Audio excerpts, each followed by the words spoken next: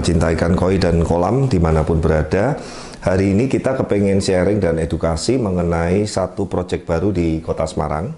Puji Tuhan Semarang tahun ini juga bagus sekali.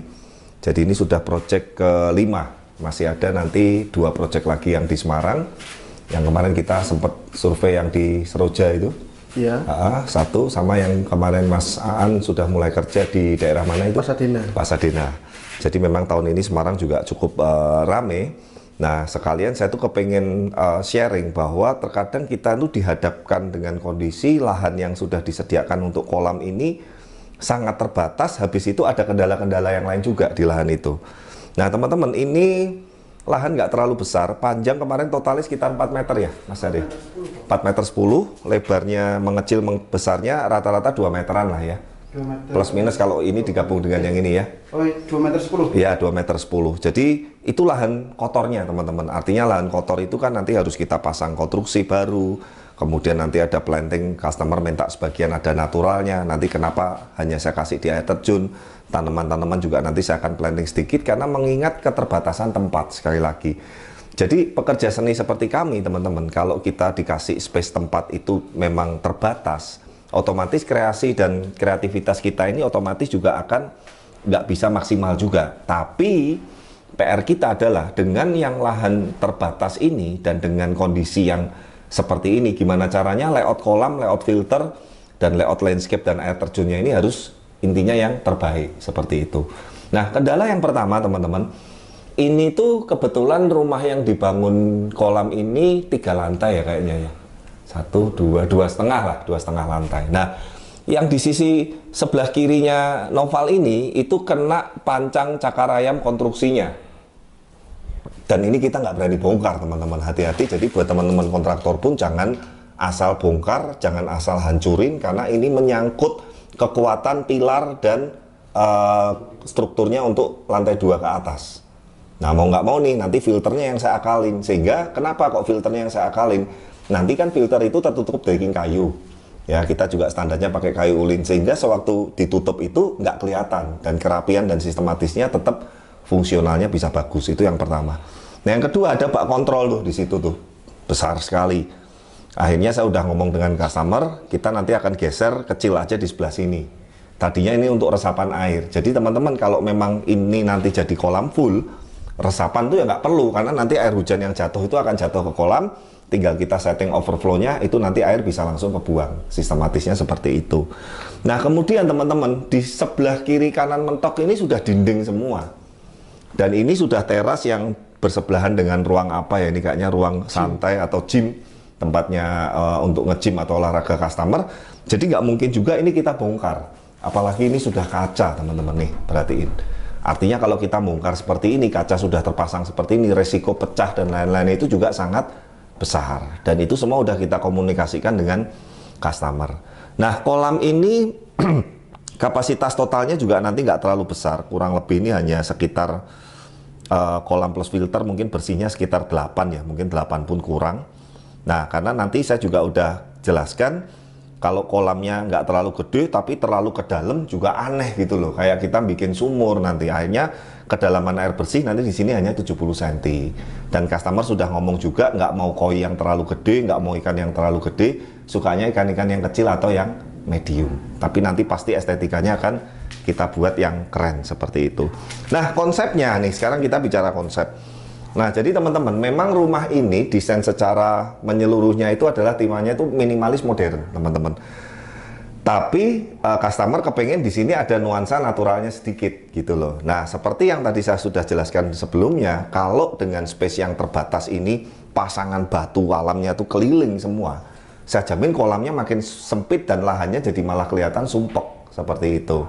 Makanya tadi udah saya putuskan dan puji Tuhannya customer di sini sangat percaya saya sekali ke blast. Artinya saya nggak perlu gambar desain, nggak perlu gambar 3D karena waktunya juga terbatas, mepet sekali ya. Ini rumah sudah persiapan mau isi interior dan segala macam. Makanya nanti yang sekitar kolam dan filternya itu rata-rata minimalis. Dengan nanti pasangan batu granit yang estetik, batu granitnya yang menyerupai batu alam. Jadi sekali lagi kenapa kita nggak pakai batu candi atau batu andesit atau apa ya. Sekali lagi untuk menampilkan kualitas yang bagus untuk finishingnya. Nah Nanti ya di sini ya, ngikutin saya Val ya. Di sini ini nanti belokannya nih sedikit, sini sedikit, sama belok ke panjang sini, kepotong sini nanti untuk bak kontrol. Itu yang nanti pasangan batu, air terjun, dan sedikit ada planting tanaman. Nah, yang nanti untuk ngakalin bak kontrolnya gimana Pak? Kita pakai pot dan bonsai yang cantik untuk nutupin ini. Jadi kalau pas butuh untuk ngontrol bak kontrol, potnya bisa dipindah-pindah. Kalau ini batu besar atau batu asli yang ditanam kan repot juga kalau kita butuh untuk bak kontrolnya. Nah, kurang lebih seperti itu ya. Jadi ini sudah tahapan galian. Mungkin galian besok udah selesai ya Mas Arya, kemungkinan ya. Besok sudah selesai. Setelah itu seperti biasa teman-teman, kita langsung lanjut ke pemipaan, kemudian ke struktur cor baru, kemudian nanti ke finishing, pembuatan filter double wall setting, baru finishingnya terakhir. Nanti kita akan update di video berikutnya. Yang pasti teman-teman, kita ini pasti akan memikirkan yang terbaik bagaimanapun bentuk dan lahan yang disediakan. Dan ini meskipun kecil, ini tantangannya cukup besar buat saya, karena yang saya juga pernah bahas di video-video sebelumnya, kalau lahannya besar, itu kita tuh bisa mendesain dan mengonsepnya itu pasti akan lebih maksimal. Kasarannya gini loh teman-teman, ini besar aja, kolam cuma dibuat kotak biasa aja, itu udah bagus. Ya, seperti itu. Apalagi nanti dengan besar, di setting dengan landscape, dengan tanaman, dengan batu-batuan estetika natural, itu pasti akan lebih indah. Tapi kalau kecil bagaimana Pak? Yang saya juga sering bahas di video sebelumnya. Kecil pun kita akan konsepkan dan akan kita buatkan yang secantik dan sekeren mungkin. Kalau saya malas berkreasi teman-teman, ya udah ini kotak gini aja, air terjun lurus biasa. Sekali lagi saya bukan berarti mau ngomong bahwa itu salah ya, tidak teman-teman. Mungkin memang ada beberapa customer yang sukanya sederhana aja kolamnya. Tapi kadang saya kalau di kontak customer diminta untuk buat kolam yang sederhana sekali, yang modelnya juga standar sekali. Terkadang tuh saya bukannya bermaksud nolak atau apa, tapi kayak sudah nggak ada tantangannya gitu teman-teman buat saya.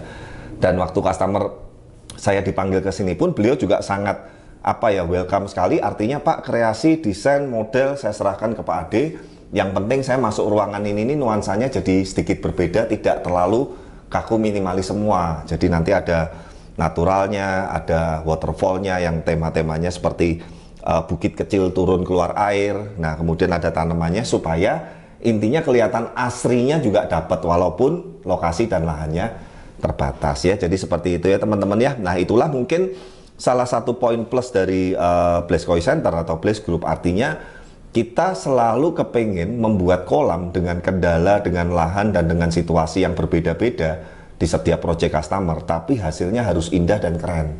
Seperti itu. Kita bukan nggak mau sekali lagi, tapi kita sudah kayak nggak tertantang untuk membuat kolam-kolam yang standar-standar, terutama estetikanya gitu. Bisanya bisa nggak bisa gitu loh, tapi rasanya kayak aduh, kalau memang cuman bikin kolam yang sederhana atau sekedar kolam, ya mohon maaf sebelumnya, maksudnya ya kasarannya ya mending jangan pakai Blaze gitu loh. Kalau memang sudah mau panggil Blaze, kolamnya tuh harus yang punya nilai plus, yang punya nilai seni bagus, punya desain estetika yang keren, terutama kita punya kelebihan di natural, dan setting filter, setting media, dan segala macamnya itu juga mengikuti standarnya Blaze, seperti itu.